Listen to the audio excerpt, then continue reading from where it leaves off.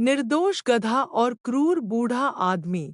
एक छोटे से गांव में एक गधा रहता था जिसका नाम बबलू था।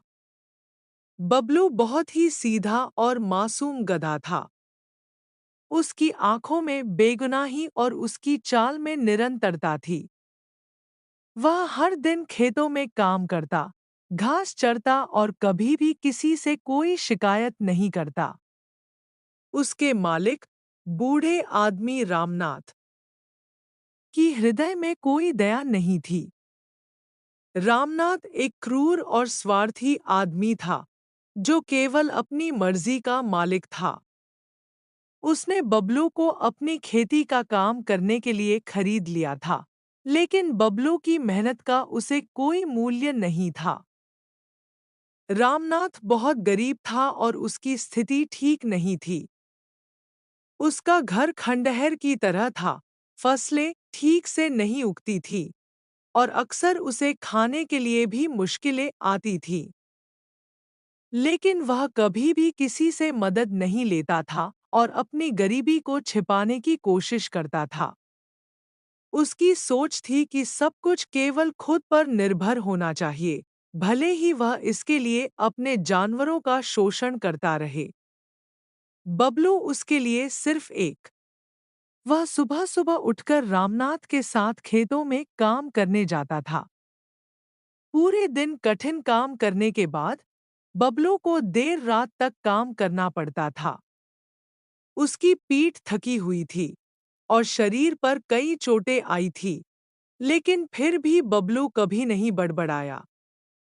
वह बस शांत और कर्तव्यनिष्ठ तरीके से काम करता रहा। रामनाथ की क्रूरता दिनोंदिन बढ़ती जा रही थी।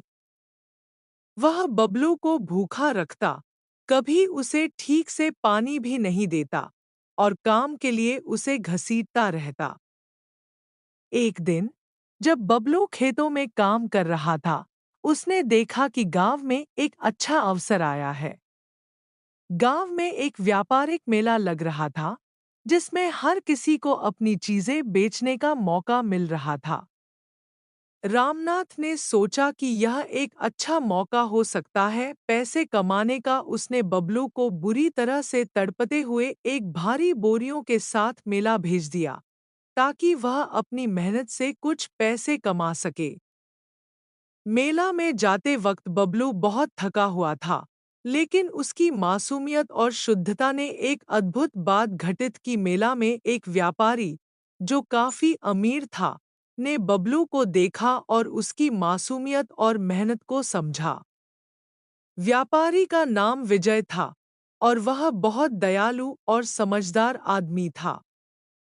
उसने देखा कि बबलू को बहुत ही क्रूरता से इस्तेमाल किया जा रहा है और उसने रामनाथ से बबलू को खरीदने का प्रस्ताव दिया। रामनाथ ने शुरुआत में इस प्रस्ताव को ठुकरा दिया, लेकिन विजय ने उसे समझाया, तुम जिस गधे को इतना शोषित कर रहे हो, वह मासूम है। तुमसे ज्यादा यह गधा परिश्रमी है।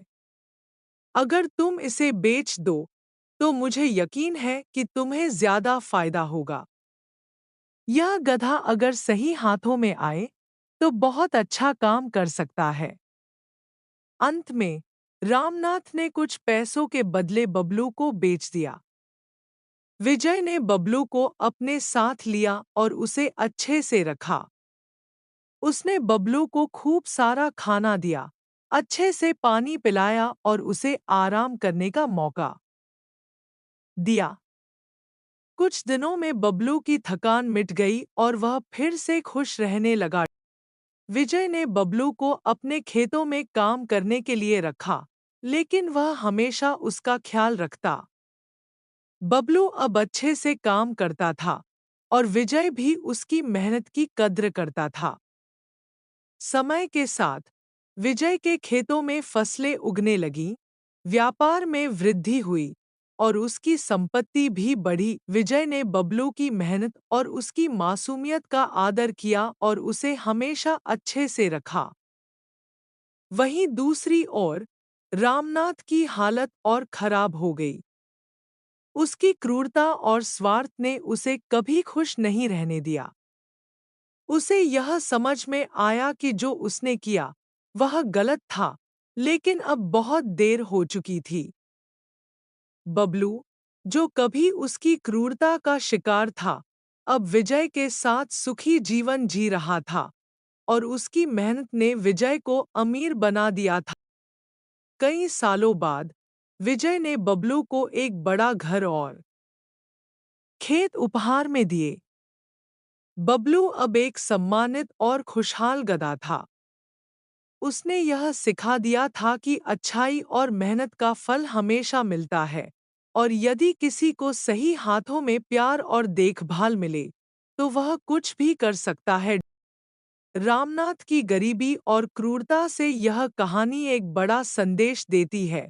कभी भी किसी की मासूमियत और मेहनत को कम मत आंको, क्योंकि वही एक दिन तुम्हें सबसे ज्यादा फायदा पहुंचाएगी।